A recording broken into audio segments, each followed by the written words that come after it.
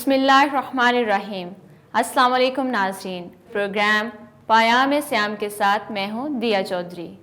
رمضان المبارک کا مبارک مہینہ، گزرتے لمحات اور ان لمحات میں رب تعالیٰ سے التجا ہے، دعا ہے۔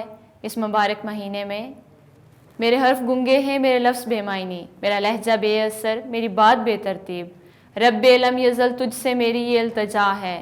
میرے گنگے حرفوں کو، بے وقار لفظوں کو، بے اثر سے لہجے کو، بے ثمر سی باتوں کو بخش دے، مجھ پہ ایک نظر کرم کر دے، مجھ پہ ایک نظر کرم کر دے، آمین ثم آمین۔ ناظرین، آج کے پروگرام میں ہم بات کریں گے اللہ کے ساتھ دوستی۔ حضرت موسیٰ کے دور میں ایک شخص تھا، اس نے کہا موسیٰ، جب تو اپنے رب کی بارگاہ میں جائے، جب تو اپنے اللہ سے ہم کلام ہو تو اسے کہنا کہ میں اس کے ساتھ دوستی کرنا چاہتا ہوں۔ جب حضرت موسیٰ علیہ السلام رب تعالیٰ سے ہم کلام ہوئے، بتایا کہ اللہ پاک فلاں بن فلاں آپ کے ساتھ دوستی کرنا چاہتا ہے، اللہ تعالیٰ نے فرمایا موسیٰ میں نے اس کی دوستی کو قبول کر لیا۔ اب کیا ہوا؟ وہ بندہ وقت کا بادشاہ تھا، شہنشاہ تھا۔ اب جب رب کے ساتھ اس کی یاری ہو گئی، رب کے ساتھ اس کی دوستی ہوگی، اب آہستہ آہستہ اس کا کاروباری زندگی تباہ ہونا شروع ہو گیا۔ پھر یوں ہوا اس کے جانور مرنا شروع ہو گئے، پھر اس کا روزگار ختم ہو گیا۔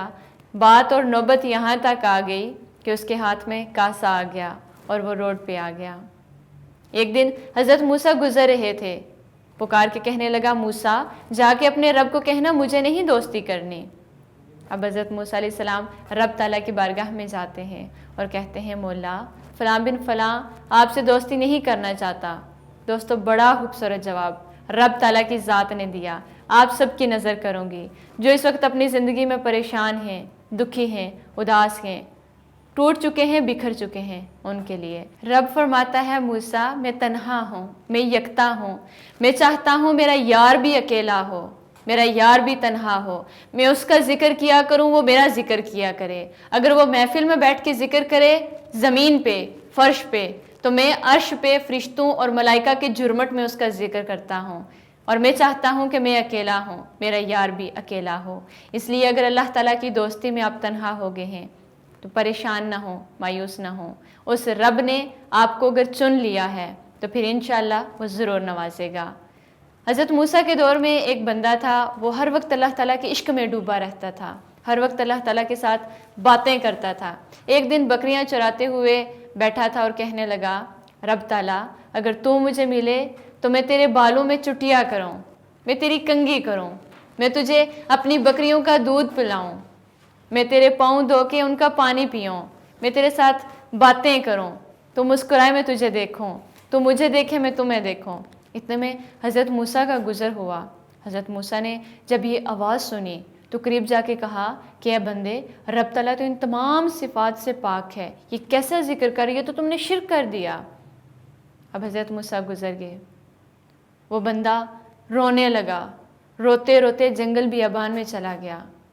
جب حضرت موسیٰ علیہ السلام رب تعالیٰ سے ہم کلام ہوئے تو کہا موسیٰ اسے میں نے سوچ ہی اتنی دی تھی، اسے بتایا ہی میں نے اتنا تھا کہ میں ایسا ہوں۔ اب اس کو جتنی سوچ تھی وہ اپنے عشق کا اظہار کر رہا تھا، اپنی محبت کا، اپنی دوستی کا میرے ساتھ اظہار کر رہا تھا۔ جاؤ اور جا کے اسے منا کے لاؤ۔ پھر حضرت موسیٰ اسے ڈھونڈتے ہیں، اسے واپس لاتے ہیں اور اس سے معافی مانگتے ہیں۔ تو یہ رب تعالیٰ جس کو جتنی سوچ، جتنی سمجھ عطا کرتا ہے، وہ اسی طرح رب کے ساتھ اپنی محبت کا اظہار کرتا ہے، اپنی عقیدت کا اظہار کرتا ہے، اپنی دوستی کا اظہار کرتا ہے۔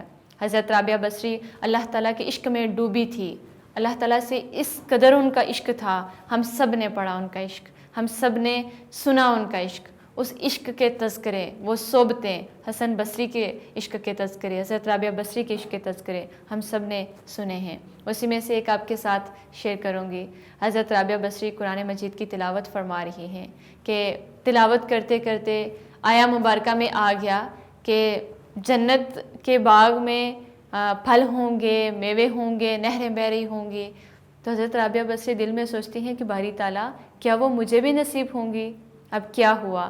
بخار میں مبتلا ہوگی، سارے آ رہے ہیں، حال چال پوچھ رہے ہیں، عیادت کر رہے ہیں، اور عیادت کر کے واپس بھی جا رہے ہیں۔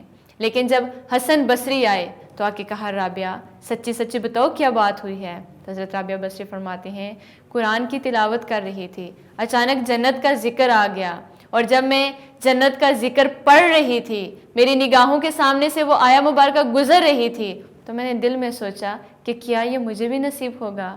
تو مجھے غیب سے آواز آئی کہ رابعہ بصری عشق کے، محبت کے اور دوستی کے دعوے ہمارے ساتھ، اور چاہت جنت کی۔ بس یہ آواز سنی تھی کہ اس دن کے بعد آج تک بستر پہ ہوں۔ تو یہ رب تعالیٰ کے ساتھ جو دوستی ہے، جو محبت ہے، رب تعالیٰ کسی کا راز فاش نہیں کرتا، رب تعالیٰ کسی کو عطا کر کے احسان نہیں جتلاتا۔ رب فرماتا ہے تو میری طرف چل کے آ، میں تیری طرف دوڑ کے آؤں گا۔ آقا علیہ الصلوۃ والسلام مدینہ پاک میں بیٹھے ہیں، محفل سجی ہوئی ہے کہ اتنے میں حضرت جبرائیل امی آتے ہیں اور آ کے کہتے ہیں باری تعالیٰ نے آپ کی محفل کو قبول کر لیا، خوشخبری سنانے آیا ہوں حضور، آپ کی محفل کو رب نے قبول کر لیا، مبارک ہو۔ آپ صلی اللہ علیہ وسلم منبر مبارک سے سر مبارک کو پیچھے کرتے ہیں، اپنا رخ مبارک موڑتے ہیں اور پکارتے ہیں بلال۔ حضرت بلال حبشی اپنا سر مبارک اٹھا کے دیکھتے ہیں، یا رسول اللہ میرے ماں باپ آپ پہ قربان، فرمائیے۔